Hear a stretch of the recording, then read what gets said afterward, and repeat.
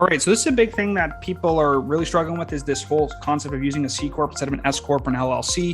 If you have a C Corp, you get something called retained earnings, which is a big deal. If you look at January 1st in the year, all the way out to December 31st in the year, in a S Corp at the end of the year on this last day, the S Corp, all of the tax is due, right? The tax flows through from the S Corp to the partner or the person who owns it, and that tax is due, right? You can distribute the income or you can pay it on W-2. Ideally, the distribution is better than the W-2, right?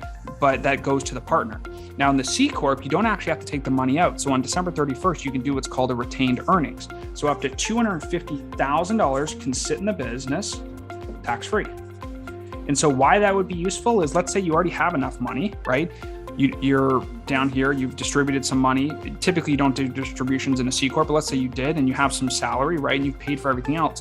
You can leave these earnings in here. And then what you could do is you could buy something like real estate, or you could, add employees or whatever you want. If you're going to buy real estate, here's the beauty of it, right? Number one, you can basically get a big set of depreciation, right? So if you hold this, let's say till next year, this 250K, and then you can drop it on a big property, or maybe even less, right? Maybe you keep 100K or 50K or whatever, then you can get that whole depreciation the next tax year, but you still didn't pay tax on this year. So retained earnings are a super useful thing to set up. Most people are afraid of the C Corp because you get 21% tax and then you get distribution, right?